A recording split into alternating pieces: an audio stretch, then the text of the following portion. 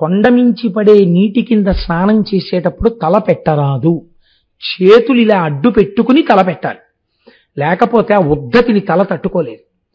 కాబట్టి ఇప్పుడు శంకరుడు ఎలా పెట్టాలండి? ఇలా పెట్టాలి కదా. ఇలా పెడితే ఏమవుతుంది? అంజలి ఘటించినట్టు అవుతుంది. శిరస్యంజలి మాధాయ, పైనున్నది గొప్పది, నేను కింద వాడిని, కాబట్టి గంగ పడేటప్పుడు నేను కూడా ఇలా అంజలి ఘటించి పెట్టాలి. అంటే తను తట్టుకోలేడు కదా. మన స్నానానికి ఆయన పట్టడానికి ఎంత తేడా వస్తుందో చూడండి. కాబట్టి ఒక్క శూలి పట్టగలడు, త్రిశూలమును పట్టుకున్నవాడు పట్టగలడు. వాడు ఎక్కడున్నాడు? అక్కడే ఉన్నాడు, గోకర్ణంలో. కాబట్టి ఒకటో వరం అడిగావే, అది కూడా చాలా కష్టం అయ్యా. నువ్వు అడిగింది ఇవ్వడం అంత తేలిక కాదు. ఎందుకని? తర్వాత మహాపాపాలు చేసేవాళ్ళు పుడతారు. ఎలా ఇస్తాం వంశం? అయినా నువ్వు అడిగావు కాబట్టి ఇచ్చేశానన్నాడు. అంటే ఇప్పుడు ఏం చేయాలన్నమాట ఈశ్వరుడు? ఆ వంశంలో అటువంటి పాపమున్నవాడు పుట్టకుండా జాగ్రత్త పడుతూ ఉండాలి. ఉన్న దాన్ని తక్కువలో తీస్తూ ఉండాలి, తను తెలుసుకునేటట్టు చెయ్యాలి. దశరథుడి జీవితం అదే కదండి. మరి ఒకప్పుడు యవ్వనంలో శాపం వస్తే కొడుకుని తలుచుకుని చచ్చిపోతామన్నారు. యవ్వనానికి వృద్ధాప్యానికి ఎంత తేడా ఉంటుందో చూపిస్తుంది రామాయణం. ఆయన నవ్వుకున్నాడు. యవ్వనంలో ఉన్న దశరథుడు పెళ్ళవలేదు అంటే నాకు కొడుకులు ఉంటారనుకున్నాడు, నాకు గొడవలేదు, ఇంకా మా దిలీపుళ్ళని తిరగక్కర్లేదు అనుకున్నాడు. కానీ ఏమైంది? నిజంగా కొడుకుట్టాక ఆ కొడుకు పక్కన లేనప్పుడు చచ్చిపోవడం ఎంత కష్టమో తెలిస్తే వృద్ధాప్యంలో కౌసల్య శాపవాక్యం ఎంత గొప్పదో ఇప్పుడు నాకు అర్థం అవుతోందని ఏడుస్తుంటే అందరూ నిద్రపోతే ఒక్కడే ఏడ్చి రామా రామా అంటూ చచ్చిపోయాడు. ఇప్పుడు నాకు అర్థమైంది.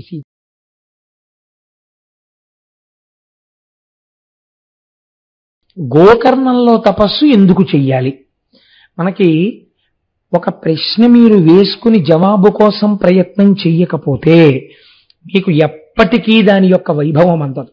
మీరు గంగావతరణము అని చదివేటప్పుడు గోకర్ణంలో తపస్సు చేశాడు అని మీరు చదివేశారనుకోండి, నేను దోషము అని అన్నాను, కానీ గోకర్ణంలో ఎందుకు చెయ్యాలి? ఇప్పుడు నిన్నటి రోజున సుబ్రహ్మణ్యేశ్వర స్వామి వారి కళ్యాణం చేస్తే అక్కడ ఎందుకు చేశావు అంటే ఏదో ప్రాతిపదిక ఉండాలి కదండి. 400 మంది గృహస్థులు, మిగిలిన కొన్ని వేల మంది కూర్చుని చూడ్డానికి ఈ ప్రాంతము ఇరుకవుతోంది. అలా పెట్టుకుంటే బాగుంటుంది. ఏదో ఒక ఆలోచన లేకుండా ఉత్తిని అక్కడ వెయ్యరు కదా తీసుకెళ్ళి, అది దిక్కు సరిపోతుందా, అలా పెట్టచ్చా, భూశుద్ధికి ఏం చెయ్యాలి, ఇవన్నీ ఆలోచనలు ఉంటాయి, అవి అమలు చేస్తాం. అలా గోకర్ణానికే ఎందుకు వెళ్ళాలి? గోకర్ణానికి ఏమైనా ప్రత్యేకత ఉన్నదా అంటే గోకర్ణమునకు ఒక ప్రత్యేకత ఖచ్చితముగా ఉన్నది. ఏమిటో తెలుసా అండి గోకర్ణానికి ఉన్న ప్రత్యేకత? మీరు తెలిసి చేసినా తెలియక చేసినా పాపభూయిష్టమైనటువంటి జీవితాన్ని గడుపుతున్నవాడు ఒక్కసారి శివనామోచ్చారణం చేస్తే వాణ్ణి గోకర్ణంలో పూజ చేసేటట్టుగా పుట్టిస్తారు. ఇప్పుడు మీకు ఇందులో ఏమర్థమైంది? గోకర్ణంలో పూజ చేయడం అంటే, గోకర్ణంలో శివలింగం మీద ఓ చుక్క నీళ్లు పోయడం అంటే, గోకర్ణంలో శివలింగం మీద ఒక్క మారేడు దళం వెయ్యడం అంటే, దానికి గత జన్మలలో పూర్వపుణ్య బలము ఉన్నవాడు తప్ప గోకర్ణ క్షేత్రమునకు వెళ్ళలేడు, వెళ్ళి శివలింగారాధనము చేయలేడు. ఎందుకు చేయలేడు? అలా చేస్తే అక్కడ ఏదో గొప్ప విషయం జరిగి తీరుతుంది. ఇప్పుడు దీన్ని ఎలా అనుసంధానం, దీనికి ఏమైనా ప్రమాణం ఉందా ఇలా చెప్పడానికి? ఉన్నది. ఎక్కడ ఉన్నది అంటే, పూర్వం ఒక బ్రాహ్మణ కాంత ఒక ఆవిడ ఉండేది. ఆవిడ చాలా గొప్ప తల్లి. ఆవిడ పేరు సౌమిని.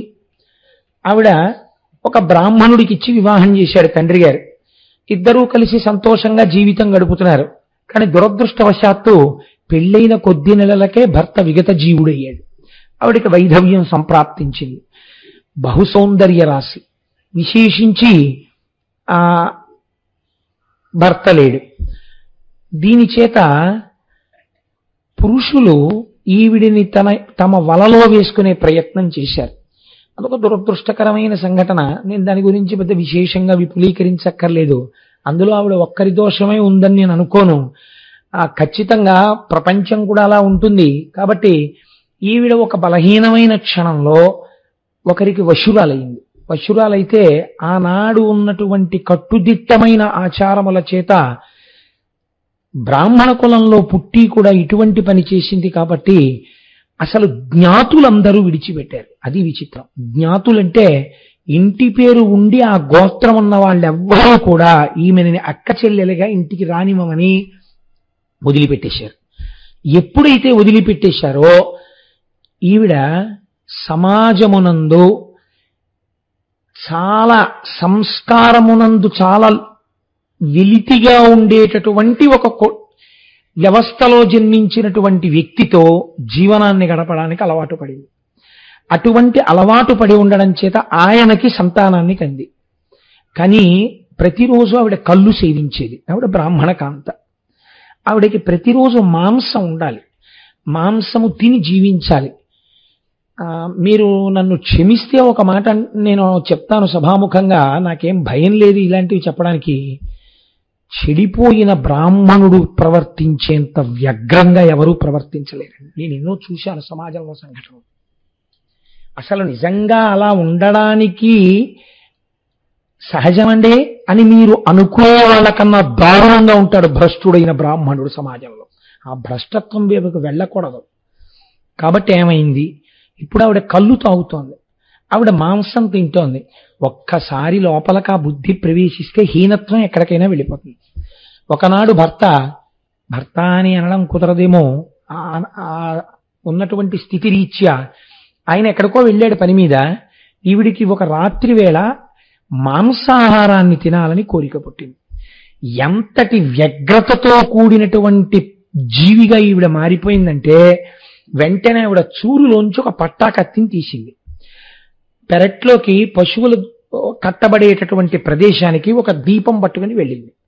వెళ్ళి అక్కడ ఉండేటటువంటి మేకలలో ఒక మేకని నరికేసి తెచ్చి వండుకు తినేస్తుంది ఆవిడ. ఇప్పుడు ఆవిడ అటువంటి స్థితికి వెళ్ళిపోయింది ఆవిడ జీవనం.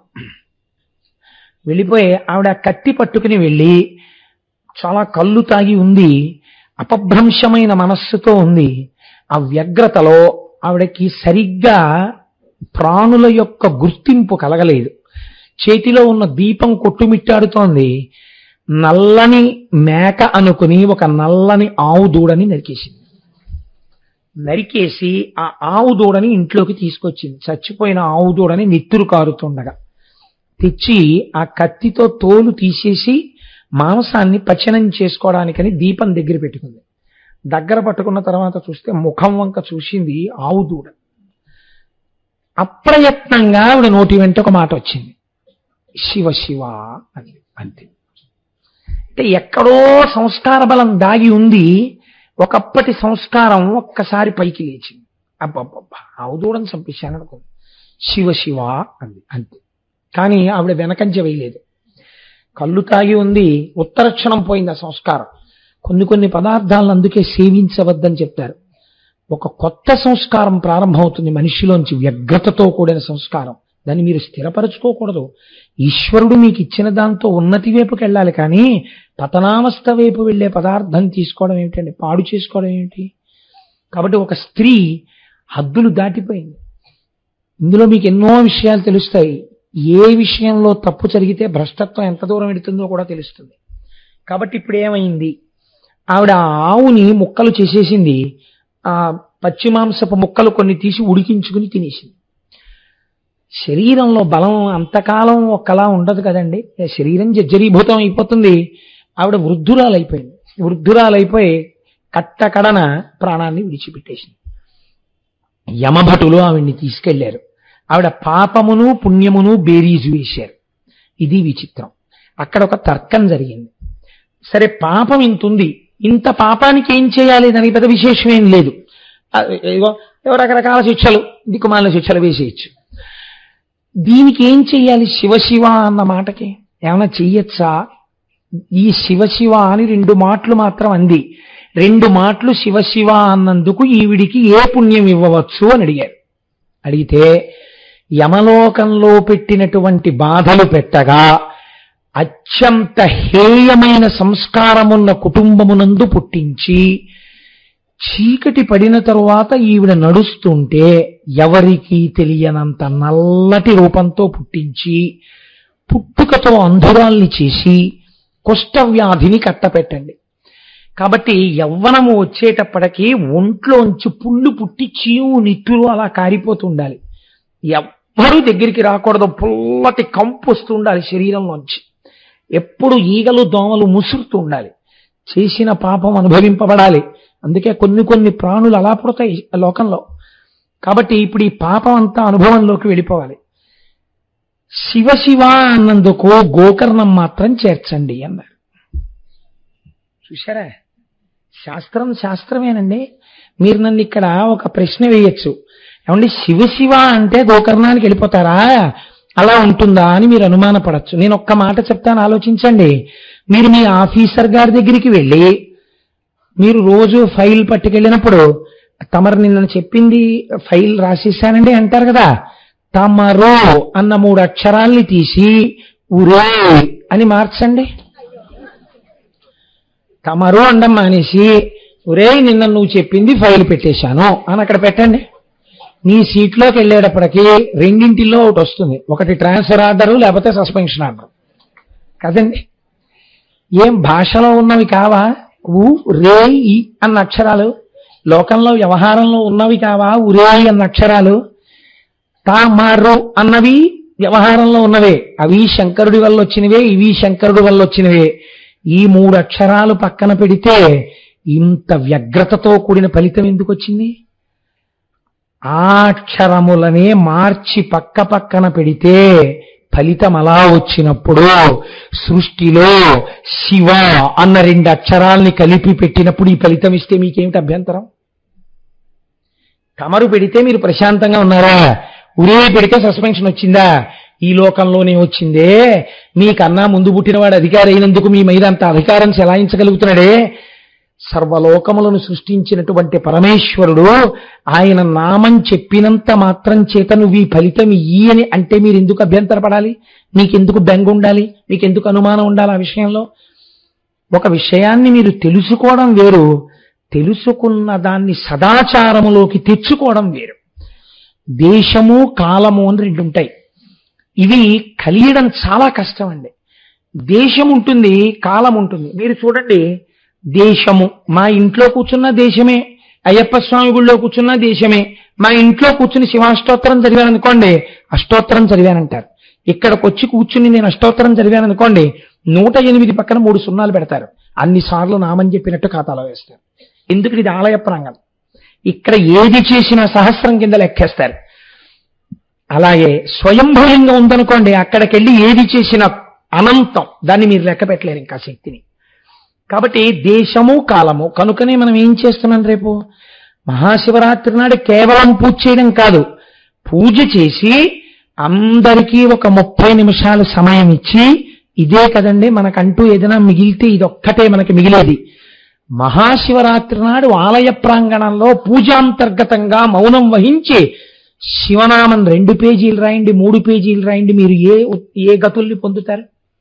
కనుక అందరం శివకోటి పుస్తకాలు తెచ్చుకుని ఆ రోజున ఒక 30 నిమిషాల సేపు శివనామములను రాస్తాం. ఇది మనం జీవితంలో చెయ్యవలసిన పనులివి. కాబట్టి ఇప్పుడు ఆవిడ్ని ఎక్కడికి తీసుకెళ్లి పుట్టించారు? మరుజన్మలో భయంకరమైనటువంటి సంస్కారం కలిగినటువంటి ఒక కుటుంబమునందు పుట్టుక చేత బొగ్గు వంటి వర్ణంతో, ఆ వర్ణంతో పుడితే వచ్చిన నష్టమేం లేదు, కానీ దానితో పాటు అంధురాలు. ఇది పెద్ద ప్రమాదం. ఏమీ తెలియదు, పుట్టినప్పటి నుంచే ఆవిడ అంధురాలు. దానికి తోడు చాలా చిన్న వయస్సులో ఆవిడ్ని కుష్ఠవ్యాధి పట్టుకుంది. ఒళ్ళంతా పాకేసింది. ప్రాణం పోతుందా? పోలేదు. ఇదండి అసలు మీకు ప్రపంచంలో ఈశ్వరుడు వేసేటటువంటి శిక్ష ఎప్పుడు కనపడుతుందో తెలుసా అండి? అన్నీ తెలిసి ఉన్నవాడికి అమావాస్య మరణం, ఏమీ తెలియని వాడికి ఏకాదశి మరణం అని అందుకే వచ్చింది సామెత. ఈశ్వరుడు వ్యాధితో పాటు దీర్ఘజీవనాన్ని కూడా ఇచ్చేస్తే ఇంకా నరకం ఎక్కడో ఉండదు. చాలండి, అప్పుడు తెలుస్తుంది అనుభవం అంటే ఏమిటో. అప్పుడు తెలుస్తుంది శివనామం రాయకపోవడం ఏమిటో. అప్పుడు తెలుస్తుంది భగవత్కథ వినకపోవడం అంటే ఏమిటో. అప్పుడు తెలుస్తుంది ఒక దేవాలయానికి వెళ్ళకపోవడం అంటే ఏమిటో. ఎవరు ఉద్ధారకులు అనుకున్నామో వాళ్ళు ఈ మధ్య కాలంలో రిపీటెడ్ గా పేపర్స్ లో వస్తుంటే అసలు ఈ సంస్కారం ఎటు వెళ్ళిపోతోంది అనిపిస్తోంది. ఇంకా ఈవిడ ఎక్కువ కాలం బతకదని హాస్పిటల్లో డిశ్చార్జ్ చేసేస్తే, నేను ఒక వారం క్రితం పేపర్లో చదివాను, తీసుకొచ్చి ఆవిడికి అంత్యేష్టి సంస్కారం చేసేశారు. తీసుకొచ్చి ఆవిడ్ని పాతి పెట్టేయడానికి గొయ్యి తవ్వేసి ఆవిడ్ని అందులో పెట్టేసి పూజ చేయపోయారు. ఒక పేపర్లో వచ్చిందండి, నేను అబద్ధం ఆడలేదు. పూజ చేయబోతుంటే పక్కన ఇంకో శవాన్ని పాతి పెట్టడానికి వచ్చిన వాళ్ళు చూశారు. చూసి అదేమిటాడు మూలుగుతోంది, కొంచెం ఊపిరుంది, అదేమిటి పాతి పెట్టేస్తున్నారన్నారు. హాస్పిటల్ వాళ్ళు ఇంకొండదు, తీసుకెళ్ళిపోమన్నారండి. మాకు 2 గదులు, ఇల్లు లేదు, తీసుకెళ్ళి ఎక్కడ పెట్టుకోవడం కుదరదు, ఎలాగో చచ్చిపోతుంది కదా. ఇప్పుడు ఆవిడకి ఏం తెలిసి ఏమిటి, ఎలాగో స్పృహ తప్పిపోయింది, ఓ మాట్లాడదు, ఓ తాగదు, ఎందుకు, అందుకని చేసేద్దామని చేసేస్తున్నాం, ఈ గొడవ మేము పడలేమన్నారు. అంటే వాళ్ళు హడిలిపోయి పక్క వాళ్ళు ఇంత హేయమైన పని ఏమిటని ఆవిడ్ని రక్షించి తీసుకెళ్ళమంటే, అప్పుడు వాళ్ళ ఇంటికి అక్కడ ఉన్న వాళ్ళందరూ కలిసి డబ్బు పోగు చేశారండి. పోగు చేసి ఆవిడికి ఇచ్చారు. ఇచ్చి అమ్మ మీ ఇంటికి తీసుకెళ్ళండి, చచ్చిపోయే వరకు ఉంచుకోండి అంటే చచ్చిపోయాక తీసుకొచ్చి సమాధి చేశారు. ఏ విషయం అనుకోండి. అంటే ఎటు వెళ్ళిపోతోంది సమాజం, మీరు ఆలోచించండి. ఏమిటి ఇది ఇవాళ ఉన్నట్టు ఉంటుంది అనుకుంటున్నారా? నేను మొన్న పేపర్లో చదివి ఆశ్చర్యపోయాను. ఈ తూర్పుగోదావరి జిల్లాలో కచేరీలు చేస్తే ఒక మహాతల్లి వెంట సంగీత విద్వాంసులు పరిగెడుతుండేవారట. ఎన్ని సభలలో ఆవిడ సన్మానాలు పొందారో అట. మంత్రులు, ఐఏఎస్లు, ఐపీఎస్లు ఆవిడ కచేరీలు పెట్టించేవారట. అంత సంపన్నురాలు, అంతటి సంగీత విదుషీమని, ఎంఏ ఇంగ్లీష్ చదువుకున్నారట. ఆవిడ ఇవాల్టి రోజున హైదరాబాద్ లో, నేను ఆ వెన్యూ మర్చిపోయాను, మీకు గుర్తుందమ్మా, చిక్కడపల్లిలో ఆవిడ ఒక రాత్రి వేళ తన పవిట కొంగు పరుచుకుని ఆవిడ పడుకుని ముష్టెత్తుకుని జీవిస్తోందట. ఆవిడ ఒక పెట్టుకుని ప్రెస్ వాళ్ళు ఇంటర్వ్యూ చేశారు ఆవిడ్ని, తెలుసా అండి. ఫారిన్ బేస్డ్ అసోసియేషన్స్ ఆవిడకి ఆశ్రయం ఇచ్చాయి. ఇవాళ పురాణాలు ఉత్తినే వచ్చాయని మీరు అనుకోకండి. పురాణ కథలు ఉత్తినే రాలేదు. మీ వెనకనున్నవన్నీ మీ సొమ్ముని చూసి ఉన్నవి. మీతో ఉండేది ఈశ్వరుడు ఒక్కడే.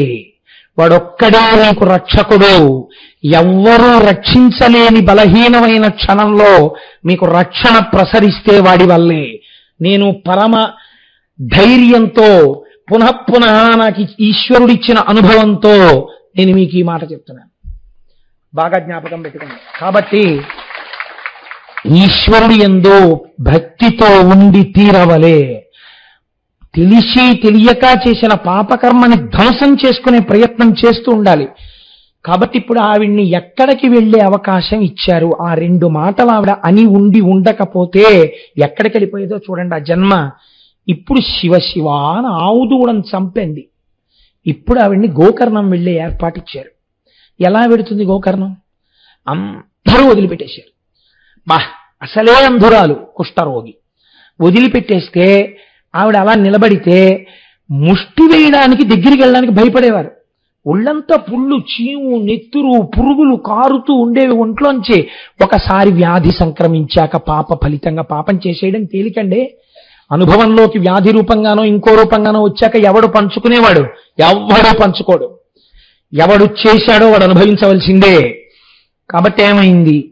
ఇప్పుడు ఆవిడ ఏడుస్తూ ఎవరైనా అన్నం పెట్టేవాళ్ళు ఉన్నారా అని ఏడుస్తోంది. ఆ సమయంలో మహాశివరాత్రి నాడు గోకర్ణ క్షేత్రాన్ని చేరుకుని పూజ చేసుకోవాలని పాదయాత్రగా వెళ్ళిపోతున్నారు కొంతమంది. మేము మొన్న దక్షారామం వెళ్ళిపోయినట్టు. నాకు ఆ పాదయాత్రలు అంటే అదో సంతోషం. పూర్వం ఒక్కడనే వెళ్ళిపోయేవాడిని, ఈ మధ్య చాలా మందితో కలిసి వెళ్తున్నాను, అంతే తేడా. కాబట్టి వెనక చాలా మంది కలిసి పాదయాత్ర చేస్తున్నారు. అప్పుడు వాహనాలు లేవు కదండి.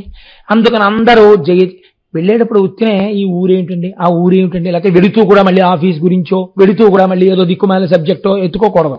భగవత్ సంబంధంగా మాట్లాడుకుంటూ వెళ్ళాలి చక్కగానే.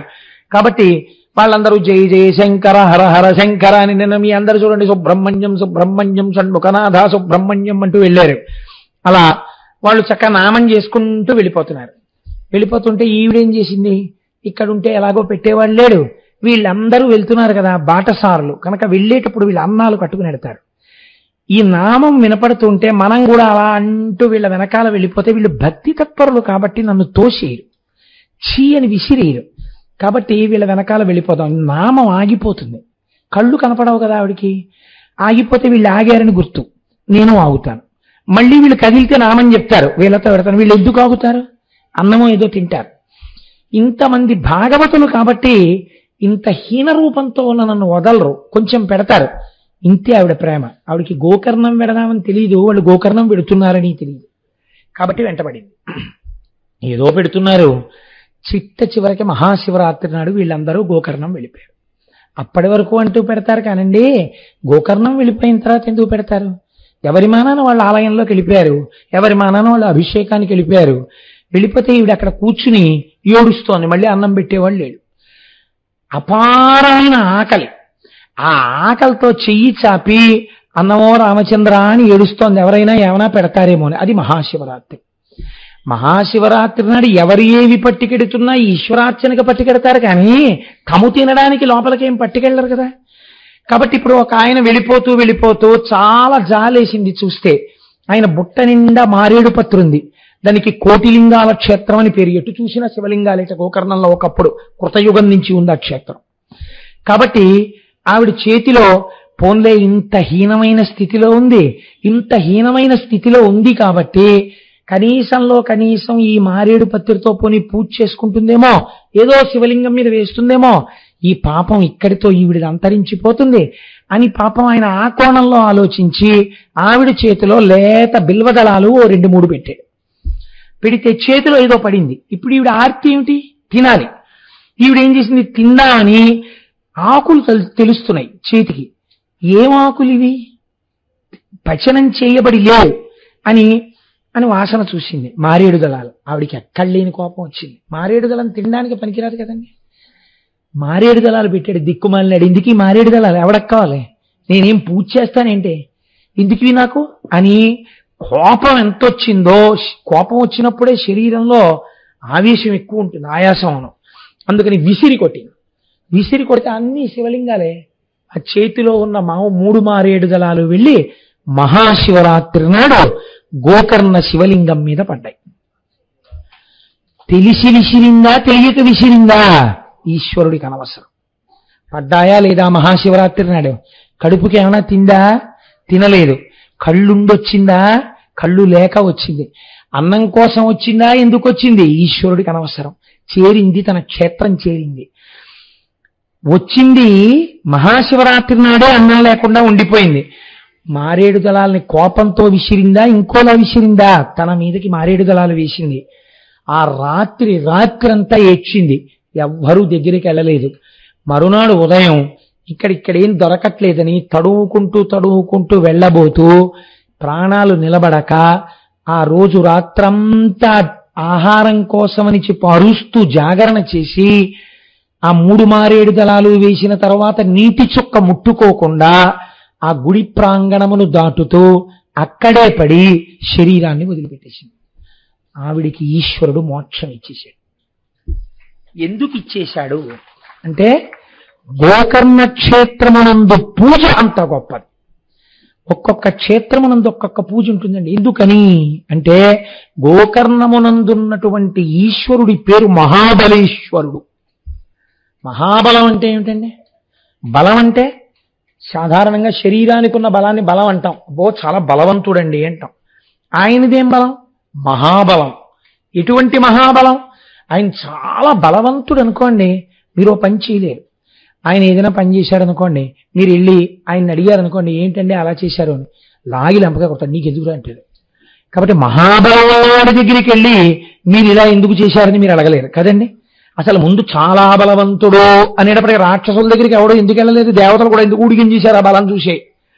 ఈయనెవరు? మహాబలేశ్వరుడు. మహాబలమున్నటువంటి ఈశ్వరుడు, జగన్నియామకుడు. కాబట్టి ఇప్పుడు ఆయన ఏం చేస్తాడు? శివనామము చెప్పిన వాళ్ళని గోకర్ణం తీసుకెడతాడు. ఇప్పుడు గోకర్ణం తీసుకెళ్ళి గోకర్ణంలో పూజ చేస్తే అది తెలిసి చేశావా, తెలియక చేశావా, కోపంతో చేశావా, వ్యగ్రతతో చేశావా, హాస్యానికి చేశావా అనవసరం. చేసిన పూజని అడ్డుపెట్టి తను ఏదైనా ఇచ్చేస్తాడు. అలా ఇవ్వడంలో ఆయనని మీరు ఇలా ఈ మాత్రం దానికి ఎందుకు ఇచ్చావని మీరు అడగలేరు. ఎందుకు అడగలేరు? ఆయన సర్వజగన్నియామకుడు. అంత మంగళప్రదమైన క్షేత్రము గోకర్ణము. చంద్రశేఖర పరమాచార్య స్వామి వారి జీవితంలో నేను ఒకసారి చదివి ఆశ్చర్యపోయా. 104 జ్వరం వస్తే చంద్రశేఖర పరమాచార్య స్వామి వారు తలస్నానం చేసి పంచాక్షరి చేసుకుంటూ కూర్చునేవారు. నాకు ఒక అద్భుతమైన అవకాశం వచ్చింది కాబట్టి కార్యక్రమాలన్నీ రద్దయిపోయి నేను తపస్సు చేసుకుంటున్నాను అనేవారు. ఏమిటి తపస్సు అంటే 104 జ్వరం, పద్మాసనం వేసుకుని పంచాక్షరి. ఎందుకండి అలాగా అంటే అనేవారు, పూర్వకాలంలో పంచాగ్నిహోత్రముల మధ్య తపస్సు ఉంది, ఇప్పుడు లేదుగా. లోపల ఇంత తపించిపోతుంటే పంచాగ్నిహోత్రములు ఉన్నట్టేగా. జ్వరమన్నది తెలియకుండా అసలు జ్వరమన్న దాన్ని మర్చిపోయి అంతర్ముఖుడనైపోయి శివారాధన చేస్తే ఇప్పుడు నేను పంచాగ్నిహోత్ర తపస్సు చేసినట్టే. కాబట్టి ఈశ్వరుడు నాకు ఎంత గొప్ప వరం ఇచ్చాడు, 104 జ్వరం, కాబట్టి తపస్సు చేస్తానని. మహాత్ముల యొక్క జీవన స్థితి అలా ఉంటుందండి. మనం అయితే దీపం ఇలా తిప్పాలా ఇలా తిప్పాలా, దిక్కుమాలిన అనుమానాలు ఎప్పుడూ అవి. అసలు ఆ స్థాయిలో ఆలోచనే రాదు మనకి. ఎప్పుడూ నిర్మాణాలతోనే జీవితాలు అయిపోతుంటాయి. కాబట్టి ఊర్ధబాహు పంచతప మాసాహారో, నెలకొక్కసారి ఆహారం. జితేంద్రియ, ఇంద్రియములను గెలిచాడు. ఇంద్రియములను గెలవడం అంటే నేను తరచు చెప్తుంటాను, ఇంద్రియములను గెలవడానికి ఇంద్రియాలని నొక్కి పట్టడానికి తేడా ఉంది. ఇంద్రియాల్ని నొక్కి పడితే అవి ఎప్పుడో కాటేసేస్తాయి. ఇంద్రియాల్ని గెలవడం అంటే ఏమిటో తెలుసా అండి? ఏ ఇంద్రియములు ఆయా పదార్థములను చూసినప్పుడు లౌల్యమునకు గురవుతాయో ఆ పదార్థము తన ఎదురుగుండా కనపడినా ఆ ఇంద్రియము లౌల్యమునకు గురి కాకపోవుట. 3 రోజులు అన్నం తినకపోయినా ఆయన ఎదురుగుండా ఒక ఆయన భోజనం చేస్తుంటే పరమ సంతోషంగా అలా కూర్చుని ఉండగలగాలి తప్ప, చూడు ఎలా తింటున్నాడో నాకు పెట్టట్లేదు అనగలిగి ఉండాలి. అప్పుడు రసేంద్రియమును గెలిచాడు. ఆయన అంతా తినేసి విస్తట్లో ఇలా ఊడ్చి ఓ ముద్ద చేతిలో పెట్టాడు అనుకోండి, ఈశ్వరానుగ్రహం అని చెప్పి తినేసి వెళ్ళిపోవాలి. అందుకే సన్యాసాశ్రమమును మన దేశంలో అంత గొప్పగా ఎందుకు చెప్తారో తెలుసా అండి? అన్నం పిలిచిపెట్టేటటువంటి తల్లిదండ్రుల్ని విడిచి లోకమంతటిని భవతి భిక్షాందేహి అన్నప్పుడల్లా కబళం వేసినటువంటి ప్రతి స్త్రీని తల్లిగా చూస్తూ వెళ్ళిపోగలిగినటువంటి స్థితికి వెళ్ళిపోతాడు సన్యాసి. అలా భవతి భిక్షాందేహి అంటూ తిని అందరినీ తల్లులుగా చూస్తారు కాబట్టి అంత పవిత్రమూర్తిగా సన్యాసిని ఈ దేశం చూసింది. కాబట్టి చూడండి, ఇప్పుడు మాసాహారో జితేంద్రియ తస్య వర్ష సహస్రాణి ఘోరే తపసి తిష్ఠిత. 1000 సంవత్సరములు తపస్సు చేశాడు. 1000 సంవత్సరాలంటే మరి 1000 ఏళ్ళు బతుకుతాడా అండి అని అడక్కండి. ఒక్కొక్క యుగంలో ఒక్కొక్క రకంగా ఉంటుంది జీవితం. ఒక్కొక్కసారి ఒక్కొక్క యుగంలో అస్థిగతం, ఎముకలు ఉన్నంత వరకు ప్రాణం ఉంటుంది. కాబట్టి త్రేతాయుగం కాబట్టి ఆ రోజుల్లో ఆ ఎముకలు ఉన్నంతకాలం వాళ్ళకేమి ఇబ్బంది లేదు. ఆయన 1000 వర్షములు తపస్సు చేశాడు. చతుర్ముఖ బ్రహ్మగారు ప్రత్యక్షమయ్యారు. ప్రత్యక్షమైన ఆయన నీకు ఏం కావాలని ఈ తపస్సు చేశావని అడిగారు. చిత్రమైన కోరికలు 2 కోరాడు. ఇదండి, అందుకే పెళ్లి చేసేటప్పుడు ఏం చూస్తారంటే ఆయనకి ఎంత ఆస్తుందని ఎన్నడూ అడిగి పిల్లనివ్వరాదు. బాగా గుర్తుపెట్టుకోండి. మీరు అడిగినా అడగకపోయినా ఉందో లేదో మీకు తెలుస్తుందండి. ఎవడో ఒకటి చెప్పనే చెప్తాడు, వాళ్ళకి ఇది ఉందండి ఇది లేదండి. ఉన్నది ఉండిపోతుందని మీరు అనుకుంటున్నారా? లేనివాడు లేకుండా ఉండిపోతాడనుకుంటున్నారా? ఉన్నది ఉండాలన్నా లేనిది కలవాలన్నా యోగక్షేమం వహామ్యహం అని భగవానుడు చెప్తున్నాడు. ఆ భగవానుడి యందు భక్తి ఉన్నవాడిని తెచ్చుకో అల్లుడిగా. భగవంతుని యందు పూనిక ఉన్న కుటుంబాన్ని తెచ్చుకో నీకు బంధుత్వంతో. అంతేకాని ఈశ్వరుడు ఏమిటంటే అన్నవాడిని తేకు, వాడికి ఎంతున్నా ఉంటుందని నమ్మకం లేదు నీకు. అందుకే 7 తరాలు చూస్తారు. అందుకే ఇప్పుడంటే మనకు అవన్నీ అక్కర్లేదనుకోండి, మనం హాయిగా సంతోషం, మనంతటి వాళ్ళం మనం. కానీ 7 తరాలు ఎందుకు చూసేవారంటే ఈ వెనకాతల ఎక్కడైనా ఒక మహాత్ముడు ఉన్నాడా 7 తరాల్లో అని చూస్తారు. ఆయన ఉన్నాడనుకోండి మీకు చాలా గట్టెక్కిపోతాయి. ఎందుకు గట్టెక్కిపోతాయో మీరు చూడండి. ఇది మీకు నేర్పుతుందండి లోకం. భగీరథుణ్ణి బ్రహ్మగారు అడిగారు, నీకేం కావాలని అడిగారు. ఆయన 2 కోరాడు. ఆయనకి పిల్లలు లేక కాదు, ఆయన అన్నాడు, ఇక్ష్వాకు వంశమునందు కుమారులు జన్మేపకపోవుట అన్నది ఉండకుండుగాక, అవిచ్ఛిన్నముగా వంశము జరుగుగాక. ఇప్పుడు ఇక్ష్వాకు వంశం ఆగిపోవడం అన్నది ఉంటుందా? ఆయన అడిగాడు వరం. ఆ వంశంలో ఉన్న వాళ్ళందరికీ హాయే, ఇంకా చక్కగా కొడుకులు పుట్టేస్తుంటారు. వంశం లేకపోవడం అన్నది వాళ్ళకి లేదు. ఎందుకని? ముందు ఆయన ఉన్నాడు భగీరథుడు. రెండు ఆయన అడిగిన వరం, నాకు ముందు తరాల్లో కొంతమంది బూడిద కుప్పలైపోయి ఉన్నారు, ఇలాంటి వాడు పుట్టకపోతే వాళ్ళకి సద్గతులు ఎక్కడున్నాయండి?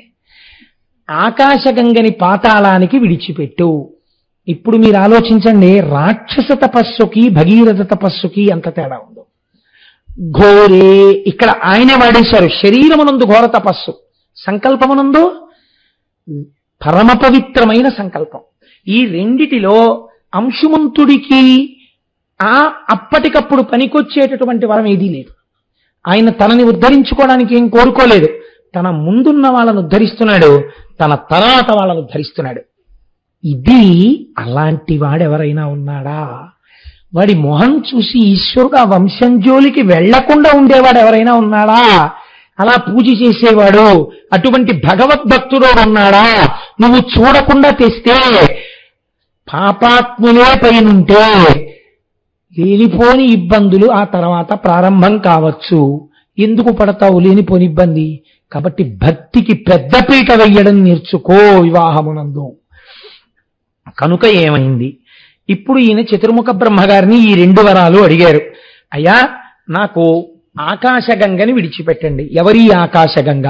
హిమవంతుని యొక్క పెద్ద కూతురు. మీరు మొన్న షణ్ముఖోత్పత్తిలో విన్నారు కదా, దేవతలు దేవతా కార్యం కోసమని ఆ పెద్ద కూతురైన ఆకాశగంగని ఆకాశంలో ప్రవహించమని అడిగారు. అడిగితే ఆవిడ అక్కడ ప్రవహిస్తోంది. ఆ గంగ భూమి మీద పడి పాతాళానికి వెళ్ళాలి. అలా నన్ను అనుగ్రహించు అని అడిగాడు. ఇక్కడ మీకు ఒక సందేహం రావచ్చు, ఇది పెద్ద విశేషం ఏముంటుందండి అలా గంగ ప్రవహించడానికి? ఇప్పుడు పైనుంచి కింద పడడం గంగ జలానికి లక్షణం, కింద నుంచి పైకి వెళ్ళడం అగ్నిహోత్రానికి లక్షణం. ఈ రెండు పరస్పర విరుద్ధం. మీరు ఒక దర్భని వెలిగించి ఇలా పట్టుకున్నారనుకోండి, అగ్ని పైకి ఎక్కుతుంది. గ్లాసులోంచి నీళ్లు పోసారనుకోండి, కిందకు పడతాయి. పైకెక్కదు నీరు, కిందకి పడదు అగ్ని. కాబట్టి ఏమైంది? ఇప్పుడు పైనుంచి నీళ్లు పోయడం పెద్ద విశేషమా? గంగా కింద పడిపోవు అంటే పడదా? కాదు. ఇందులో ఒక పెద్ద రహస్యం, మీరు చాలా జాగ్రత్తగా గమనించాలి దీన్ని. గంగ పవిత్రమే. ఎందుకు పవిత్రం? స్వర్గలోకంలో ప్రయాణిస్తోంది కాబట్టి. ఇప్పుడు గంగ భూమి మీద పడింది.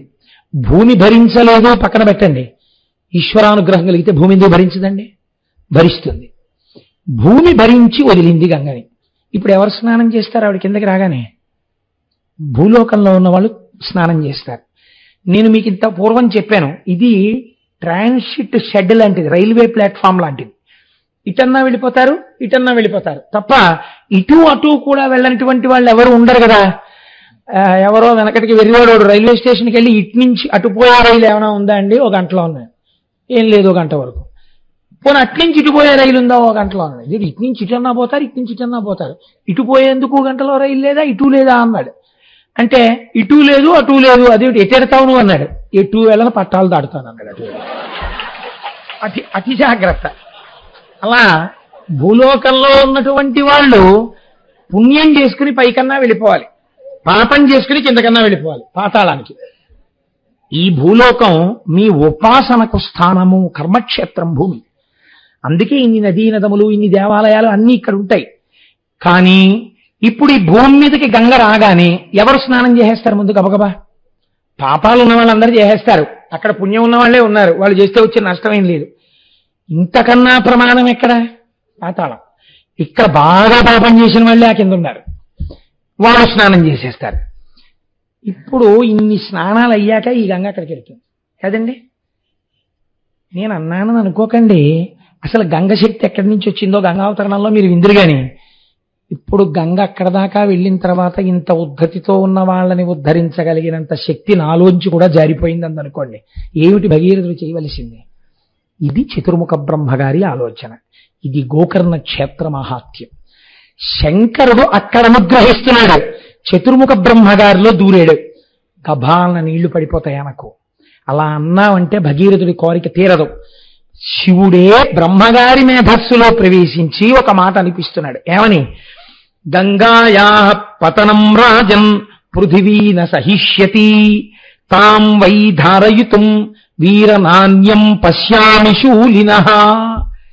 ఈ మాటల పొందిక మీరు అర్థం చేసుకోవాలి. ఇప్పుడు గంగ ఆకాశంలోంచి పడితే పాతాళానికి వెళ్ళడానికి భూమి సహించలేదు. భూమి సహించలేదంటే భూమి యొక్క స్వరూపమే మారిపోతుంది. పెద్ద గోతులు పడిపోవచ్చు, అల్లరైపోవచ్చు, ఆ దెబ్బకి కదిలిపోవచ్చు, ఏదైనా అవచ్చు. ఒకటి, ఇది నిజంగా అంత సత్యము కాకపోవచ్చు. రెండవ ఇబ్బంది ఎక్కడొస్తుంది? మధ్యలో ఉండి పట్టుకునేవాడోడు కావాలి. అసలు భరించడం అన్న మాట ఎవరిదండి లోకంలో? భూమిది. భూమే భరించకపోతే మరి భరించేవాడెవడు? ఎవడున్నాడో అంతకన్నా ఓర్పున్నవాడు, అంతకన్నా కారుణ్యమూర్తి, అంతకన్నా సహనమూర్తి బ్రహ్మగారి చేత చెప్పిస్తోంది. వీరనాన్యం, ఇంకెవ్వరూ నాణ్య పంధాయనాయ విద్యతే అని చెప్పేసినట్టే చెప్పేస్తున్నాడు.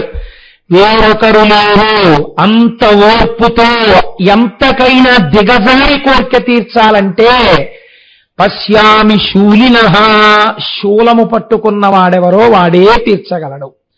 అయితే మీకు ఇక్కడ ఒక అనుమానం రావచ్చు. ఏమంటే శూలినః అంటే మరి ఈయన కూడా రాడా? శూలం పట్టుకున్నాడు కదా షణ్ముఖుడు అని. కాదు కాదు, గంగావతరణం ముందు కదండి. పైగా శూలి అన్న మాట ప్రధానంగా శంకరుణ్ణి వర్తించి ఉంటుంది.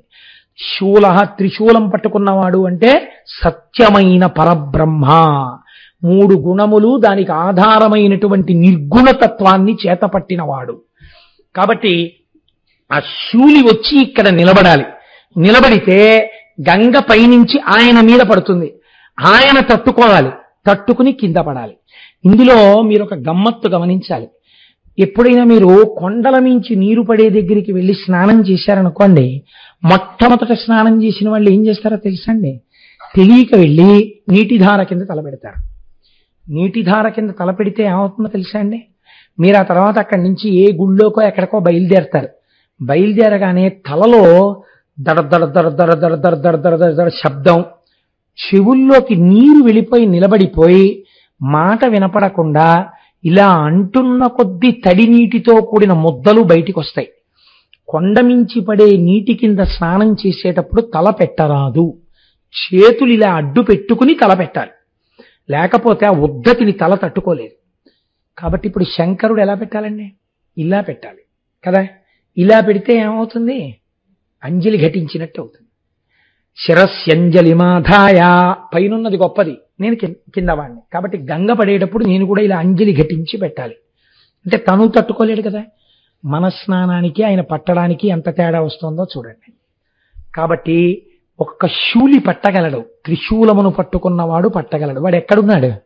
అక్కడే ఉన్నాడు, గోకర్ణంలో.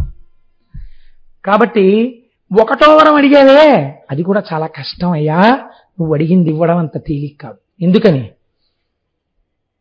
తర్వాత మహాపాపాలు చేసేవాళ్ళు పుడతారు. ఎలా ఇస్తాం వంశం? అయినా నువ్వు అడిగావు కాబట్టి ఇచ్చేశానన్నాడు.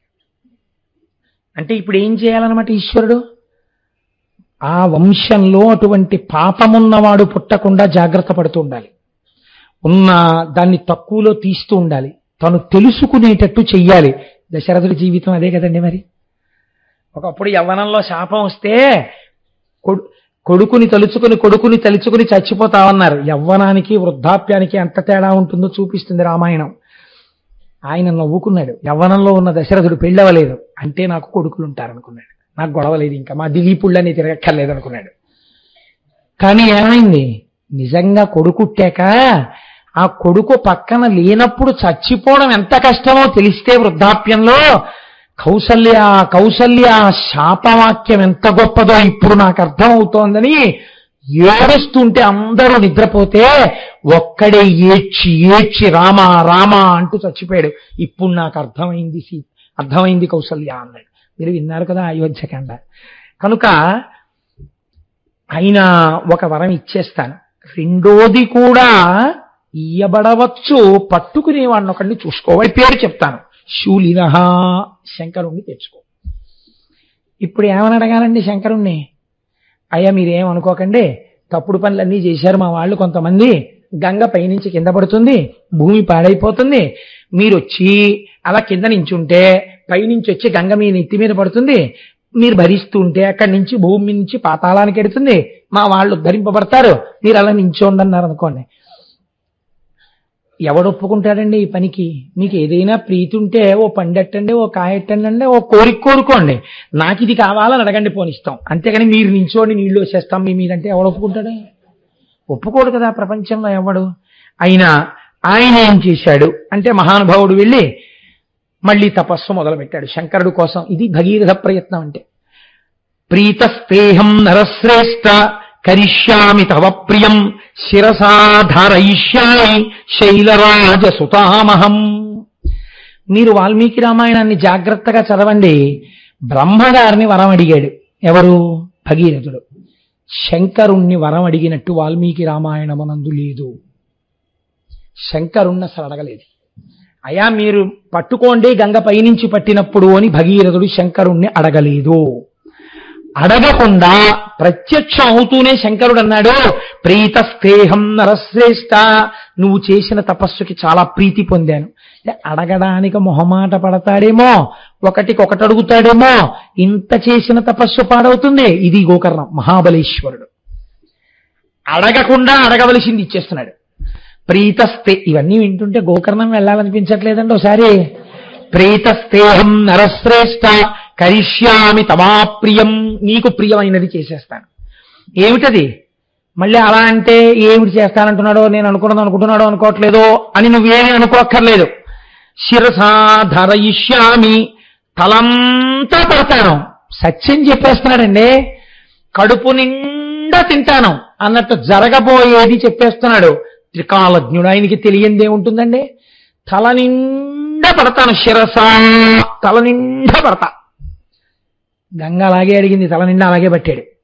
శిరసాధారయిష్యామి శైలరాజ సుతామహం, ఆ పర్వతరాజ పుత్రి ఉందే గంగ, అలా పడతానులే పద అన్నాడు. ఇది మీరు దర్శనం చేయవలసినటువంటి పోస్చర్ అండి గంగావతరణం. మీరు ఇక్కడ ధ్యానం చెయ్యాలి. ఎందుకంటే గంగాధర అన్న నామమే కానీ అసలు నిజంగా అలా నిలబడినటువంటి గంగాధరుడి యొక్క స్థితి మీరు విజయవాడలో కనకదుర్గమ్మ తల్లి దర్శనం అయిపోయిన తరువాత సుబ్రహ్మణ్యేశ్వర దర్శనం నుంచి మల్లికార్జున దర్శనం వరకు వెడుతున్న మార్గ మధ్యంలో పక్కన ఉన్న ప్రమదావనంలో ఇలా నిలబడి పైనుంచి గంగ పడుతున్నటువంటి శివుడు ఉంటాడు కదండి. అయితే చాలా చోట్ల ఎలా వేస్తారంటే ఆయన జడలన్నీ విప్పేసుకున్నట్లు వేస్తారు, కానీ అలా విప్పుకు నిలబడినట్టు లేదు. ఆయన మామూలు ఇప్పుడు ఎందుకు విప్పాలంటే అసలు మీరు ఆలోచించండి, ఇది ఎక్కడ వచ్చేస్తుందంటే ఈ కాన్సెప్ట్. సాధారణంగా పెద్ద జడ ఉన్న వాళ్ళు ఎవరుంటారండి? నా బోటిగాడికి అసలు మామూలు క్రాపే ఉండట్లేదు.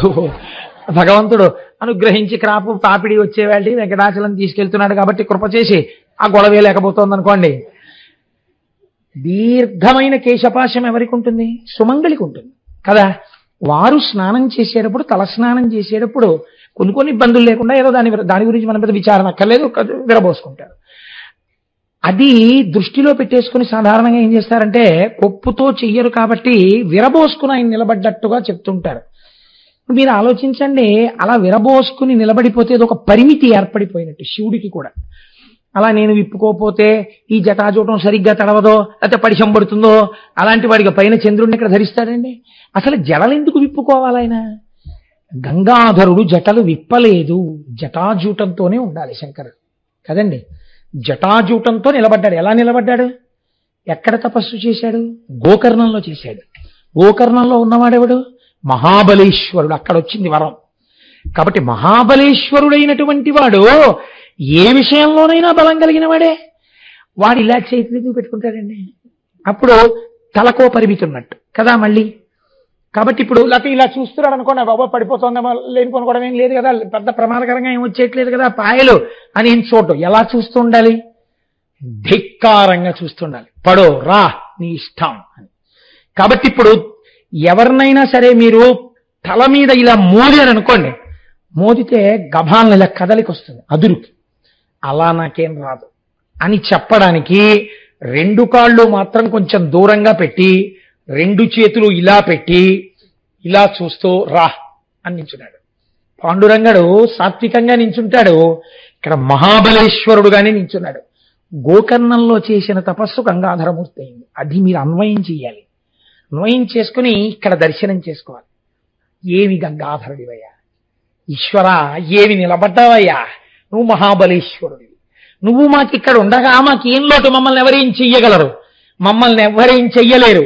ఓవర్ బ్రిడ్జి డౌన్ లో కారును గుద్ది కింద పడ్డాయా, ఇంకొక వాహనం కూడా వచ్చి తగలడానికి వీళ్ళు ఆగిపోవలసిందే వాహనాలు తప్ప. అంటే నేను ఎవరిని పడిపోమని చెప్పట్లేదు, అలాగా ఈశ్వరాజ్ఞ లేకపోతే ఆయన రక్షిస్తుండగా ఎవ్వడు చెనకలేడు.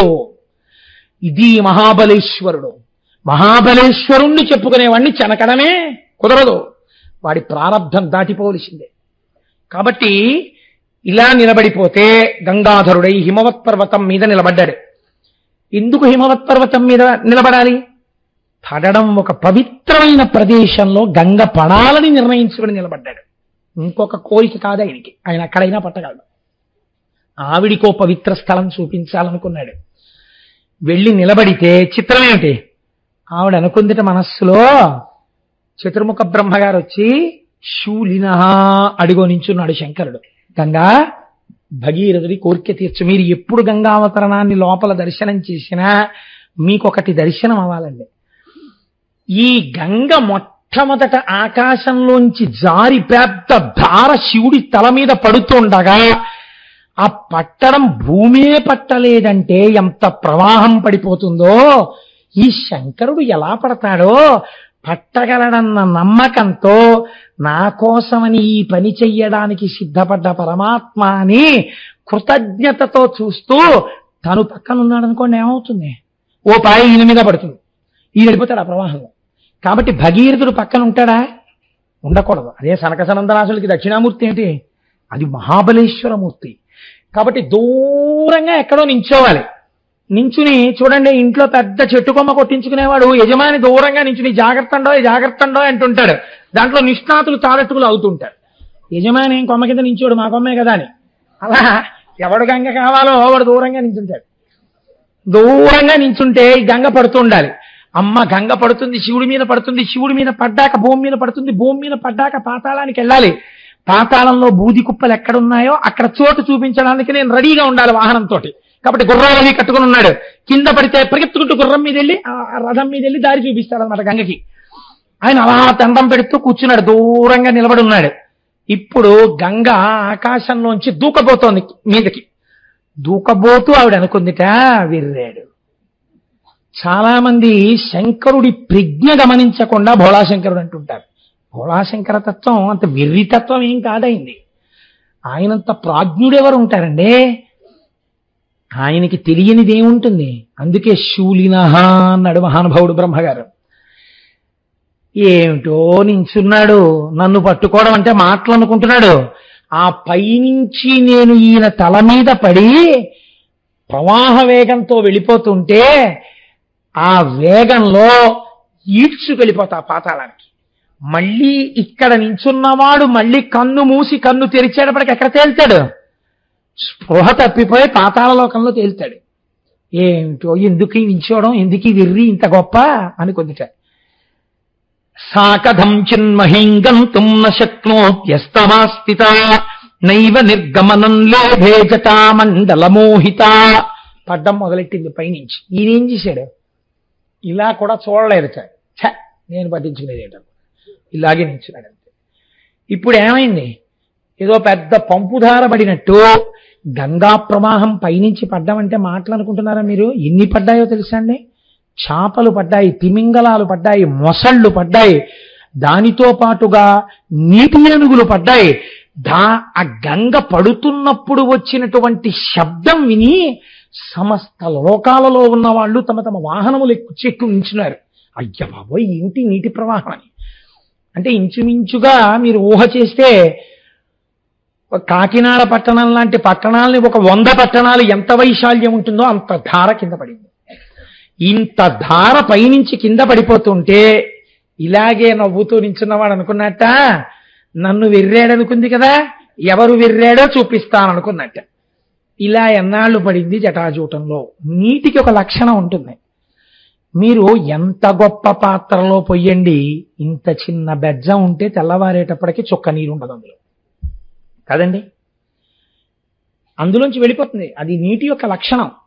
ఇప్పుడు చిత్రం ఏమిటంటే నీటితో పాటు నీటి ఏనుగులు, మొసళ్ళు, ఎండ్రకాయలు, పావులు, తాబేళ్లు, పెద్ద పెద్ద చేపలు, చిన్న చిన్న చేపలు, ఇలాంటివన్నీ కొన్ని సంవత్సరాల పాటు ఆ జటాజూటంలో పడుతూనే ఉన్నాయి.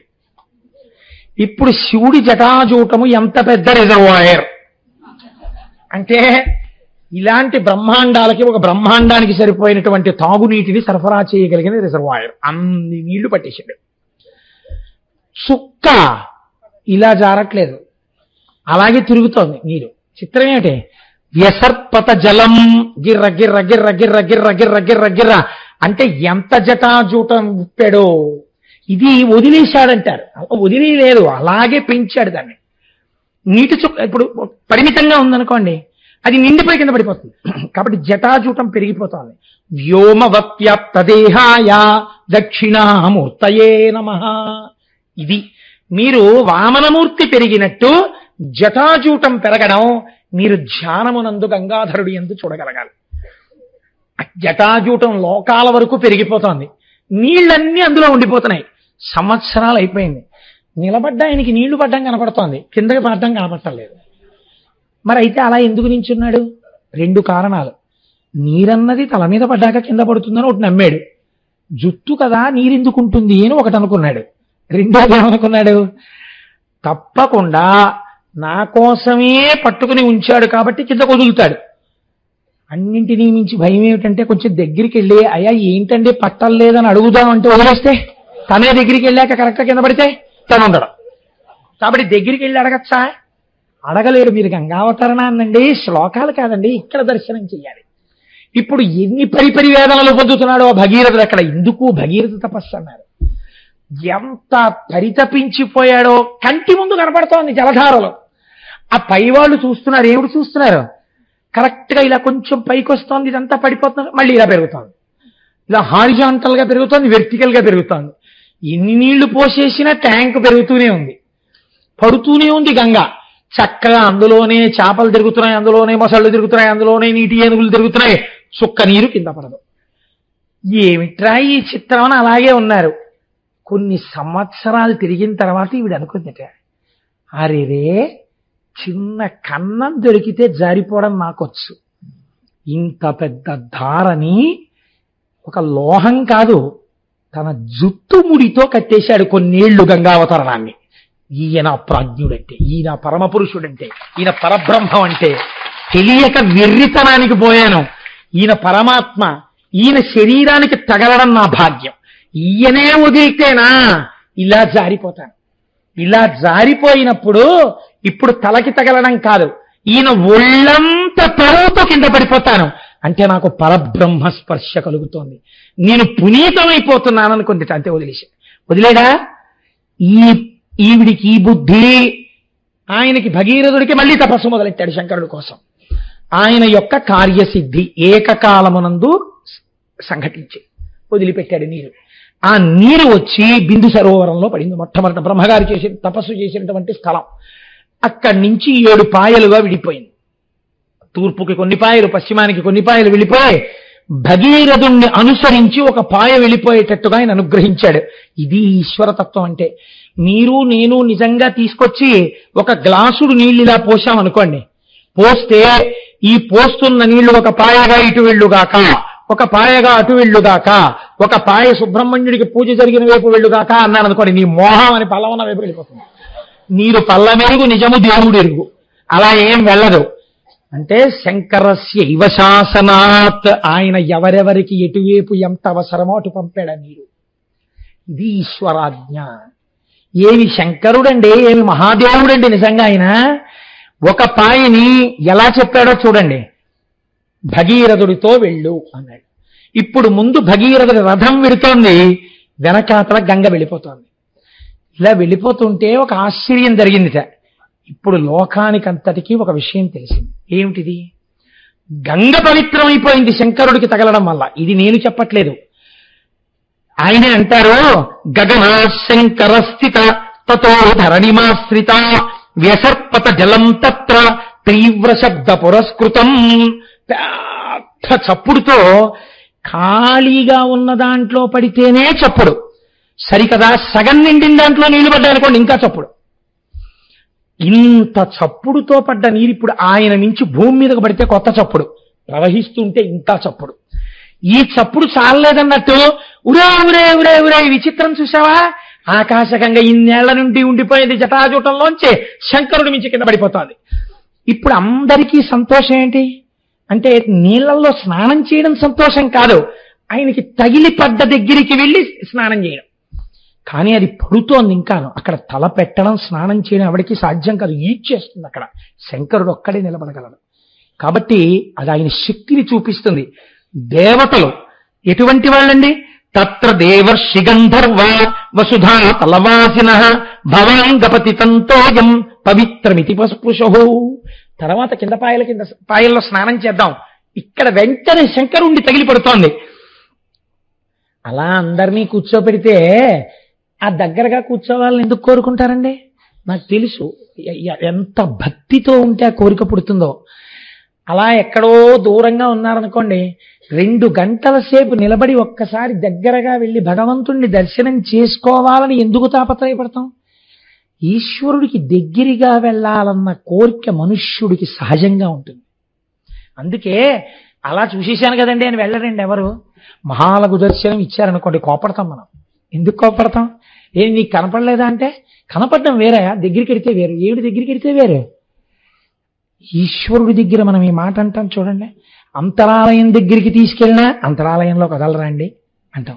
అంతరాలయంలో కదిలితే ఓసారి ముట్టుకోకూడదా అండి, ఓసారి ముట్టుకొనిస్తే ఏమంటే తల కొట్టుకోకూడదా అండి, తల కొట్టుకొనిస్తే ఏమంటే బయటికి వెళ్ళి 2 పూలు తెచ్చుకుంటాను వేసుకోవచ్చా అండి. ఇవి మీరు గుర్తు పెట్టుకోండి. ఈశ్వరుడి వైపుకి పరిగెత్తడానికి మీకు అంతర్లీనంగా ఉంది ఈ కోరికే. ఈ కోరికే ప్రపంచపటం మొత్తం మీద ఒక్క భారతదేశంలోనే ఉంది, ఇంకెక్కడా లేదు. దేవాలయంలోకి వెళ్ళిపోవాలని, భగవంతుణ్ణి కౌగలించుకోవాలని, దగ్గరగా వెళ్ళాలని, చూడాలని మనం పడే పరివేదన ఎవ్వరూ పడరు. ఎందుకని? మన జీవితాలు ఈశ్వరుల్లో కలిసిపోవాలని కోరుకోవడం అంతర్లీనంగా మనకున్నటువంటి సంప్రదాయం.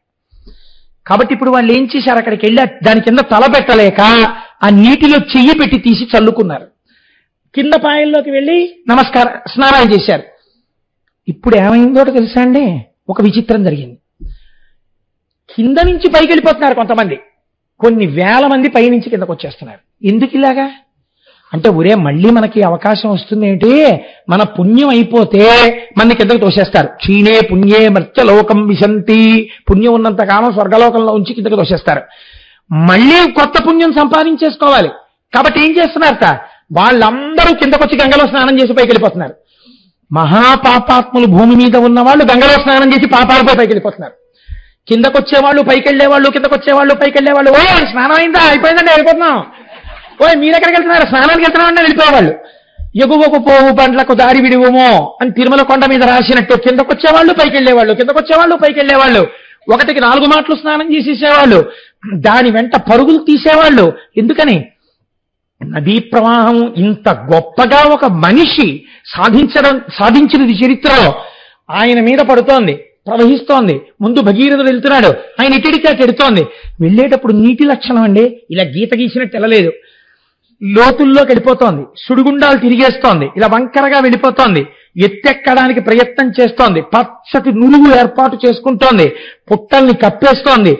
ఇలా వంకర్లు తిరుగుతోంది, ఒక్కొక్క చోట వాలుగా ప్రవాహం తిరిగిపోతోంది, ఒక్కొక్క చోట తిన్నగా వెళ్ళిపోతోంది, ఒక్కొక్క చోట తన ప్రవాహమే తనకి ఎదురొచ్చి ఢీకుంటోంది. అందులోంచి తుంపర్లు పుడుతున్నాయి. అలా వెళ్ళిపోతోంది.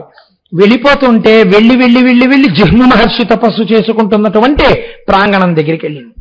వెళ్ళి అటువైపుకి పల్లం ఉంది, అటు తిరిగింది. తిరిగి ఒక్కసారి ఇంత నీటి ప్రవాహం వెళ్ళి ఆయన అంతర్ముఖుడై కూర్చునున్నాడు. కూర్చుని ఉండేటప్పటికీ ఇంత నీరు ఆయన యొక్క ఆశ్రమాన్ని కొట్టేసి తీసుకుపోయింది. ఇది చాలా చిత్రంగా ఉంటుందండి. మీరు ఎప్పుడైనా చూశారో లేదో నాకు తెలియదు కానీ ఈశ్వరుడు బహుశా ఎదరవీడు ఎప్పుడైనా గంగావతరణం చెప్పాలని నన్ను అలా పుట్టించాడు. ఏలూరులో మా ఇంటి పక్కనే తమిళేరు ఉండేది.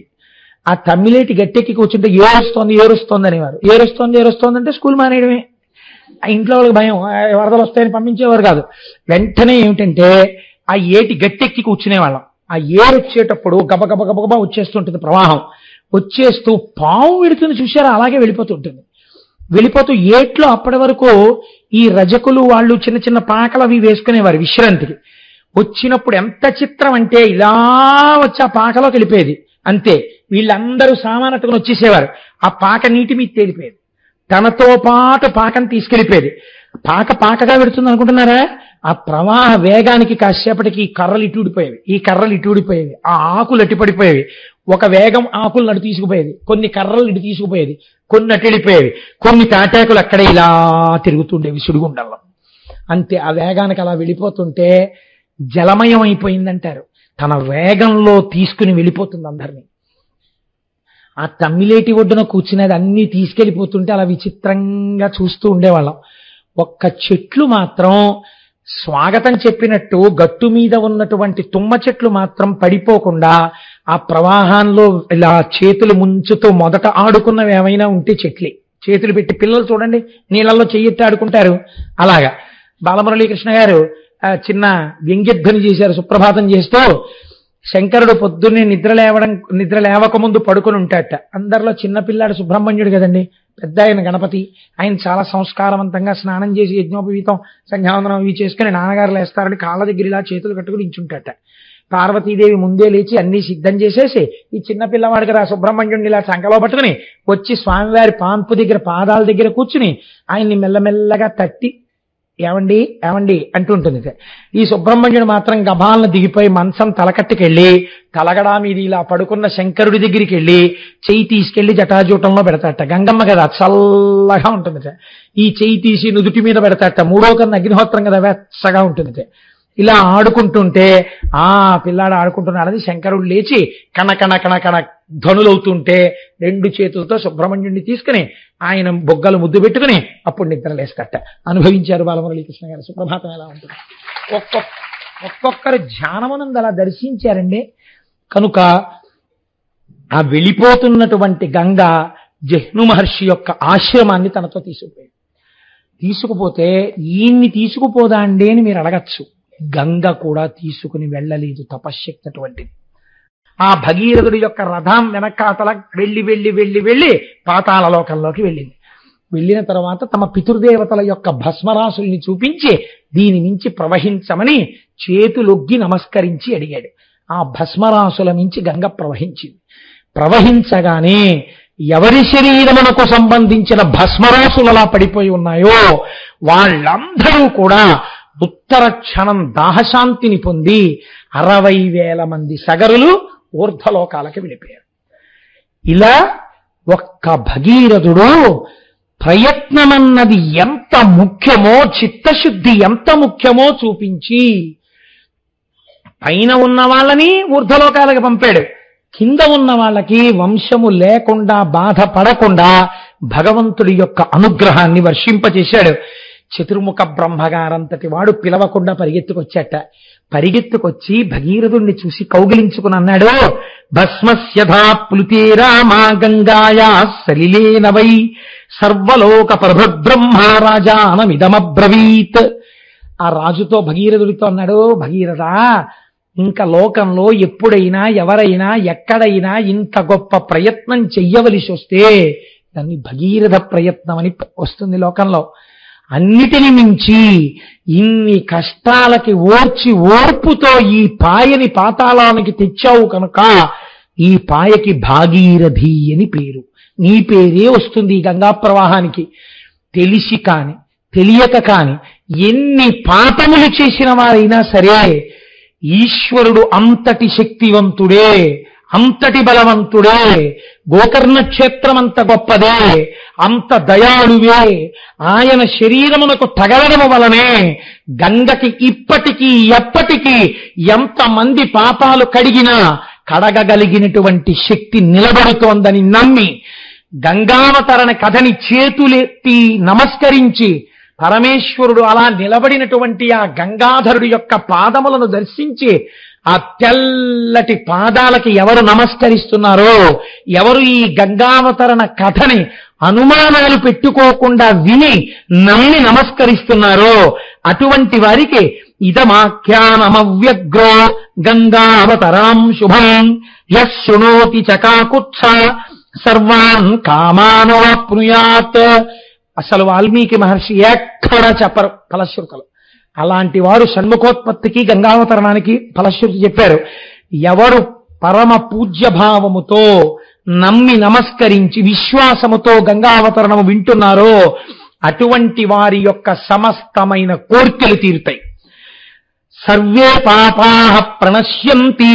వారు ఎన్ని పాపములను ఇతపూర్వము చేసిన వారైనా ఆ బాధలు పొందకుండా వారి పాపములను మానసికంగా గంగా దర్శనం చేస్తూ విన్నారు కనుక ఆ పడిపోతున్న గంగ యొక్క శబ్దాన్ని ఇక్కడ మనస్సులో వింటే రంగతుంగ తరంగ సంఘములతో రంజిల్లు ఘోషంబుతో బంగారంబగు పొంగుతో నురగతో పువ్వాట తుంపర్లతో భంగుల్ సల్పుచు జగ్గలించుతున్న భోభాగము నుండి జారన్ గంగమ్మను దల్చితే శిరమునన్ రంజిల్లుతున్ శంకర అంటూ ఆ గంగాధరుడికి ఎవరు నమస్కరిస్తున్నారో అటువంటి వారందరికీ సర్వే పాపాః ప్రణశ్యంతి. గంగా స్నానం కాదు, గంగావతరణమే విన్నారు కనుక వారి పాపములు పటాపంచలైపోయాయి. ఆయుకీర్తిశ్చవర్ధతే. వారి యొక్క ఆయుర్దాయము చక్కగా వృద్ధిలోకి వచ్చి వారు దీర్ఘాయుష్మంతులవుతారు, చిరంజీవులవుతారు. వారికి ఏమి అపమృత్యు దోషం ఉండదు, ఏ ప్రమాదములు రావు. కీర్తిశ్చవర్ధతే. చక్కటి కీర్తి పొందుతారు. కీర్తి ఎప్పుడు పొందుతారండి మీరు చెప్పండి? కీర్తి ఎప్పుడు వస్తుంది? ఆయన్ని చూడగానే అమ్మ మహానుభావుడండి నమస్కారం పెడదామని ఎప్పుడంటారు?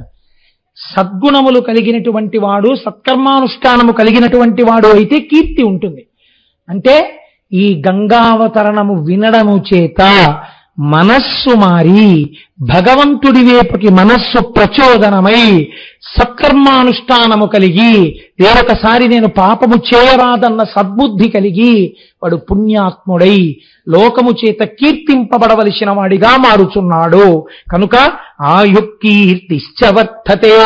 అంత పరమ పవిత్రమైనటువంటి గంగావతరణ ఆఖ్యానాన్ని ఇవాళ మీకు చాలా గొప్ప రోజు సోమవారం ప్రదోషవేళ శివాష్టోత్తరం చదువుకుని శివమహాపురాణ వ్యాఖ్యానాంతర్గతంగా మనం గంగావతరణ ఘట్టాన్ని స్వామి సన్నిధానంలో కూర్చుని చెప్పుకున్నాం. మనం ఎంత భాగ్యవంతులం. ఈశ్వరుడు యొక్క హద్దులేని కారుణ్యం వినేటప్పుడు మామూలుగా వినడం కాదు, ఇలా ముక్కున వేలేసుకోకుండా వినలేనటువంటి లీల ఏది ఉన్నదో, ఎంత చమత్కారమైనటువంటిదో, ఎంత కారుణ్యమూర్తియో ఆవిష్కరించేది ఏది విని ఏది ఒక్కసారి తలుచుకుంటే మన పాపములు పటాపంచలైపోతాయో భక్తినిస్తుందో అటువంటిది. పేరు చెప్పని చిన్న సస్పెన్స్ ఉంచితే బాగుంటుంది.